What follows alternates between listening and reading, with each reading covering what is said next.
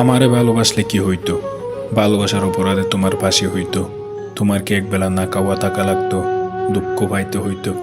আমি তো তোমার দুঃখ পাইতে দিতাম না, না খাওয়াই রাখতাম না। তোমার কেউ ফাঁসিও দিত না। তুমি আমারও ভালোবাসলা না কেন? আমার রাইকে যারে ভালোবাসলা তারে কেন ভালোবাসলা? আমার কি ভালোবাসায় কমতি আসিল?